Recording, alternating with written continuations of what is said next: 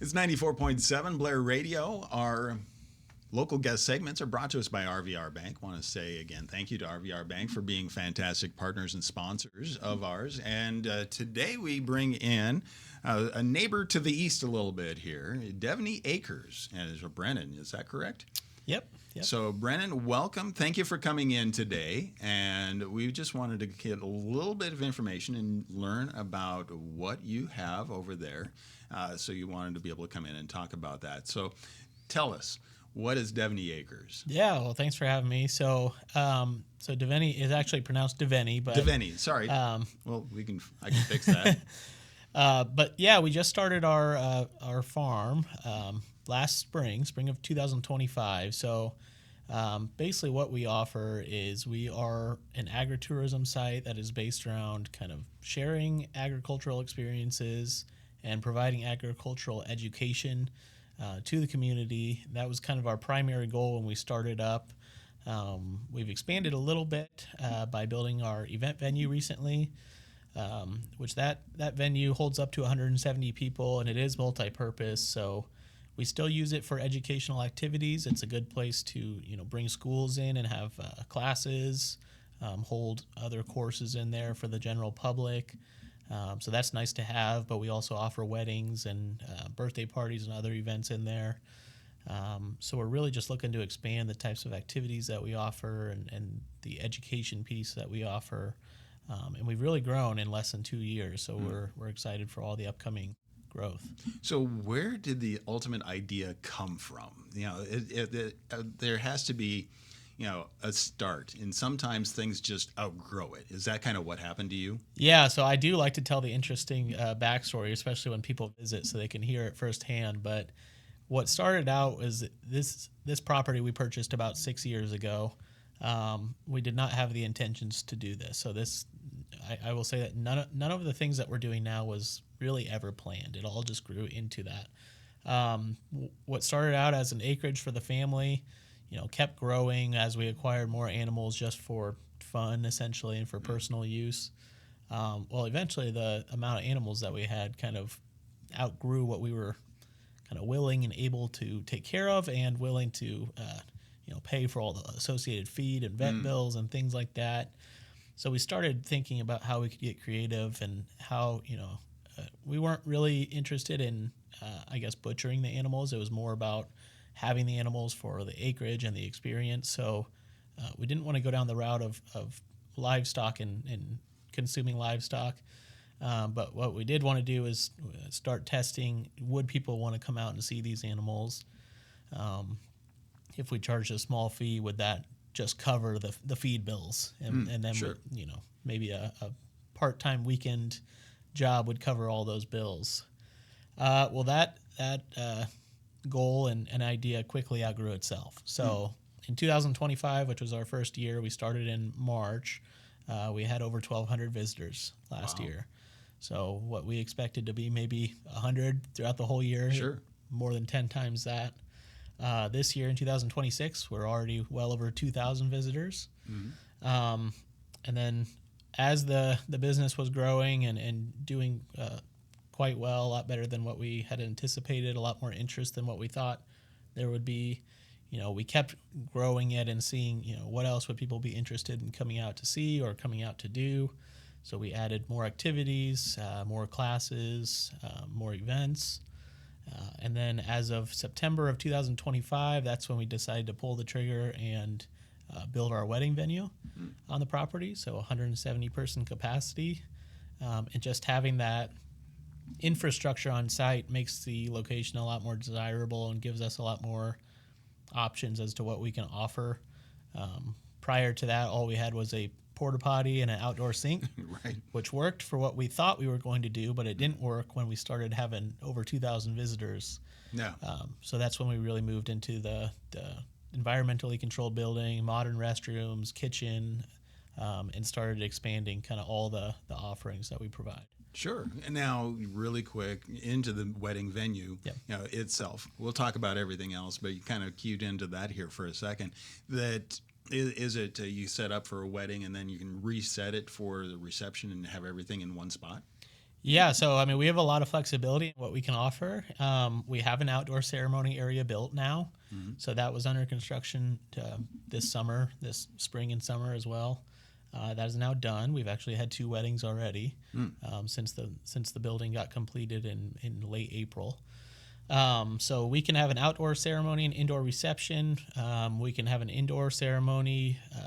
It just depends on the setup that people want, how many people will be attending. So we're able to change the layout inside to kind of accommodate whatever people are looking for their wedding. So we try to be very flexible to give them, what they're looking for on their special day. Yeah, well, I was just thinking Christmas weddings and stuff like that. It'd be beautiful out on an acreage Yeah. like that, wouldn't it? Yeah. So not to accidentally push you there, but again, so with that, you talk about classes and you talk about bringing people out. Is this a place that you want schools to start bringing classes out to be able to learn more about agriculture and different things like that?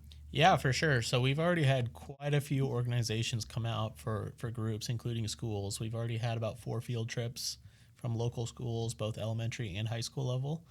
And during those types of visits, we take the students around to all the different animals, give them a 5 to 10 minute description of how to care for those animals, what we do with those animals, and we go around the entire farm and provide kind of an education piece there. For the elementary students, we've done similar activities. We've added in build a stuffed animal workshops, so we offer that on the farm as well. And then we've also had other organizations such as care centers for individuals with disabilities. We've had a few of those come out. We've had a couple of nursing homes come out that have really enjoyed the property. Most of our property is pretty accessible, even with a wheelchair, so that's very nice. We can. It's not ADA compliant outside, but it is pretty accessible for most everyone. So we're always looking for more groups to come visit, whether that's more schools, daycares, things like that, or even corporate team building events. We'd like to start getting into that as well. All right. And where is this located? So we are located in BeeBeetown, Iowa, about 10 miles east of Missouri Valley and 10 miles south of Logan. Just next to the Twisted Tail. Yeah, by the old sawmill there. That's right. So, the Twisted Tail right out there. So then with that, you're year-round, aren't you? Yes, so we're year-round. We always tell people, if you're willing to come visit and it's safe, we will still hold the tour or the scheduled event. We'll walk out in the pouring rain if that's what you want to do. So. What's the best way to schedule to set that up? Yep. So on our website, you can go online. You can book tours of the farm. They're 1-hour guided tours is kind of our main product line that we offer there. But it's the same location that you can sign up for our events that require registration, such as the Sip and Paint coming up. We're holding a youth agritourism or agricultural education series, which is a 5-week series for youth ages 2 to 17. So each one of those sessions, we're doing a different education topic where we can teach those kids about farm life and about animal care and things like that. All right. And then you work with, I would imagine this would be a fit with like 4-H and FFA and things like that. Yeah, for sure. We haven't gotten into that yet, but we're always willing to find new partners. One of the big things that we've really tried to focus on and what we've found as kind of a small business, kind of really it feels like almost in the middle of nowhere, but we're not. We found that if all the small businesses in the area work together, that really helps everyone. No one loses that way. So we've really tried to partner with all local organizations in the area and bring people in. For example, when we've held events, we've tried to bring in the local bakery to be a vendor, or local music artists, other things. We just want to get everyone involved for cooperation and working together. I would imagine the Twisted Tail loves you. People come out, they visit you, and go just over to eat. Yeah, I mean, we definitely send as many people up there as we can for the great food and the environment up there. They offer catering for wedding services as well, so it seems like a really good partnership there. Yeah. And so with that, as we get in really quick, this week you already you do have an event coming up Friday night. Yeah, so this Friday night, we hold our tasting room every Friday night from 5 to 9 p.m. So that's always open to the public. No cost to attend that, but that's where we offer our local wines and craft beers that are all local to Iowa. But this week specifically, we have our sip and paint as well, which is an instructor-led painting class where the piece of art this week will be a Highland cow welcome sign. And then along with the sip and paint, we will be having a live violin concert. So Bridgerton style, modern music, but using a violin format. So it should be a lot of fun. Yeah, very, very fun. So again, check it out. And your website again is? DevneyAcres.com. So pretty simple. We're on social media. Probably our website. Just look that up and away you go. Yeah, we should be the first thing to pop up if you Google us or find us on Facebook or Instagram, things like that. And so again, spread the word because you guys are you're local, and that's another aspect is you grew up in this area. You grew up in Blair, right? Correct. Yeah. So I'm a graduate of Blair and only recently moved back after getting off active duty Navy about 6 years ago, which is when we bought the property. So we've been kind of improving the property, growing the property ever since. And yeah, we really want to keep things local, partner with all the local organizations, partner with the local community. But we're also trying to get people maybe from Omaha to come out because what we really want to do is share kind of what we have and share that rural agricultural experience that a lot of people just don't get. Yeah. One thing I always tell people is I find it interesting that and I was even a prime example. A lot of people grow up in Nebraska or Iowa their whole lives, and they're used to the rural area. They see cows and things as they're driving along, but they've never been up close to these livestock animals or understood how to care for them or any of those things. And that's an experience we want to provide to even the locals. All right. So again, check it out. Go on the website. We'll link on this as well, the access to social media and be able to spread that, the word out there. So anytime you have events coming up, let us know. We'd love to be able to talk about that and keep coming out because we want to be able to share in your growth and with the vision and what's going to happen next because guarantee that you're not done, right? No, for sure. We are expanding nonstop. It's about all we're doing right now. We are in complete expansion stage. There's numerous projects that are going to be done by the end of the year. And we've got tons of events planned. We announce them on our website, our social media, and we try and get the word out through other organizations like yours as much as we can to help spread the word. So. And you utilize local talent as well, like high schoolers, or you need other people to keep this running too.